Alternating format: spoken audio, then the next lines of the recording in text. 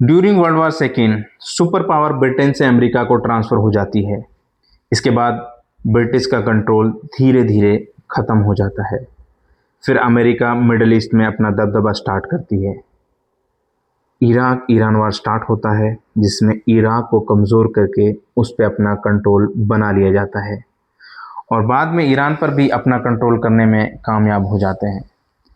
1979 से पहले ईरान में शाह मोहम्मद रज़ा पहलवी का रूल होता है, जो अमेरिकन इन्फ्लुएंस में गवर्नेंस चला रहे होते हैं। इस दौरान ईरान पर काफ़ी हद तक अमेरिका का कंट्रोल होता है, लेकिन 1979 के बाद आयतुल्लाह खामेनी सुप्रीम लीडर बनते हैं और पूरा कंट्रोल अपने हाथ में ले लेते हैं।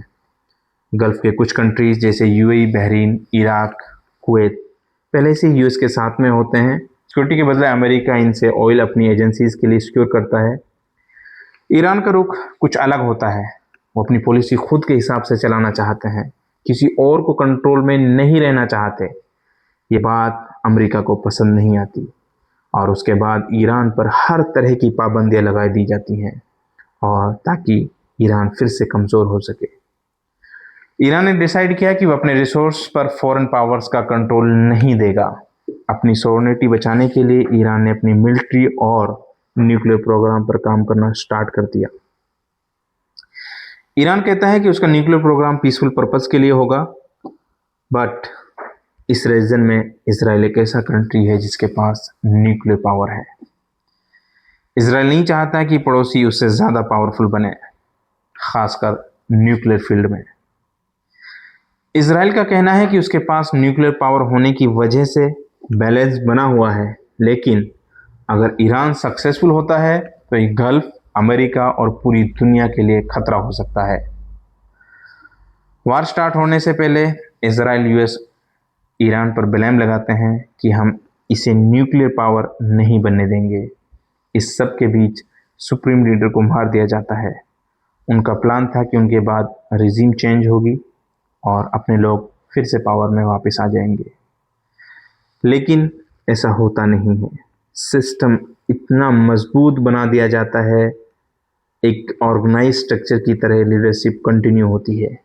ईरान से ये सीखने को मिलता है कि झुकना नहीं है, एक्सेप्ट अल्लाह। वो अपनी पोजीशन पर अडिग रहते हैं।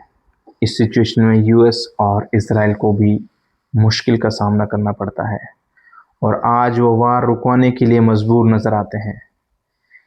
ईरान सीधे बात करने को तैयार नहीं होता है। कहा जाता है कि ईरान के पास इनरिच यूरेनियम का सिग्निफिकेंट स्टॉक है। अगर कॉन्फ्लिक्ट बढ़ता है तो इजराइल और अमेरिका को बड़े अटैक्स का रिस्क हो सकता है। अगर ये पावर ईरान डोमिनेट करता है तो मिडल ईस्ट में ईरान डोमिनेंट पावर बन सकता है और ग्लोबल लेवल पर सुपर पावर बैलेंस अमेरिका से चाइना और रशिया शिफ्ट हो सकती है। मिडल ईस्ट में फिर से यूनिटी और ब्रदरहुड देखने को मिल सकता है और अगर अमेरिका डोमिनेट करता है तो इस वार में तो फिर वही हाल होना है जो इराक और लीबिया में हुआ। लेकिन अमेरिका के लिए मिडल ईस्ट छोड़ना इतना आसान नहीं होगा। उसे पता है कि अगर उसकी सुपरमेसी खत्म होती है तो फ्यूचर में गल्फ कंट्रीज उसके साथ डिफेंस पैक्ट नहीं करेंगे, जिसका इकोनॉमिक इम्पैक्ट मिलियंस में नहीं, बिलियंस में नहीं, ट्रिलियंस में है। चाइना और रशिया के पास मौका है अमेरिका को चैलेंज करने का। अगर वो फुल सपोर्ट देते हैं तो ये एक बड़ी जियोपॉलिटिकल शिफ्ट हो सकती है। अब सवाल ये है कि ईरान इतना स्ट्रॉन्ग कैसे बना।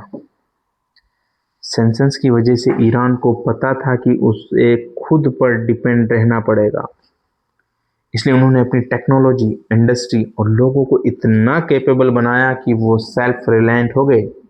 इस कॉन्फ्लिक्ट से मिडल ईस्ट को भी ये समझ आया कि अमेरिकन आर्मीज उनकी सिक्योरिटी नहीं कर रहे थे, बल्कि खुद अमेरिकन प्रेजेंस को सस्टेन कर रहे थे। अब सवाल ये है कि ये सब हो क्यों रहा है। न्यूक्लियर इश्यूज, ऑयल रिजर्व या सुपर पावर डोमिनेंस। रियलिटी में सुपर पावर स्टेटस मेंटेन करना एक बड़ा फैक्टर है ताकि दुनिया उनके वेपन्स और सिस्टम खरीदे। एक और पर्सपेक्टिव में ट्रंप की बेटी इवांका ट्रंप की शादी जरेड कुशनेर से होती है, जो जूडिज्म को फॉलो करते हैं। इवांका भी शादी से पहले रिलीजन कन्वर्ट करती है। जरेड कुशनर ने अब्राहम अकॉर्ड 2020 में मिडल ईस्ट के लिए एग्रीमेंट प्रपोज किया, जिसमें यूएई और बहरीन ने इजराइल के साथ रिलेशन नॉर्मलाइज किए। ये वही जरेड कुशनर है। और बाद में मोरक्को और सूडान भी इसमें इंक्लूड हुए। ये वही जरेड कुशनर है जो ट्रंप का सीनियर एडवाइजर है और इसराइल की डिप्लोमेसी को सपोर्ट करता है। उनके बारे में ये भी कहा जाता है कि वो अल अक्सा मॉस्क की जगह थर्ड टेंपल बनाने की सोच रखते हैं। इजराइल सोचता है कि जब हम अल अक्सा मस्जिद को डिस्ट्रॉय करें तो हमारे अगेंस्ट कोई ना खड़ा हो। बेहतर है कि उससे पहले उसको इतना कमजोर कर दे कि वो 100 बार सोचे अटैक करने की। मगर इनको ईरान ऐसा नजर आया और इसीलिए ईरान को कमजोर करने के लिए सब कुछ दांव पर लगाएंगे। मगर इसराइल का ग्रेटर इसराइल अब एक सपना जैसा नजर आता है।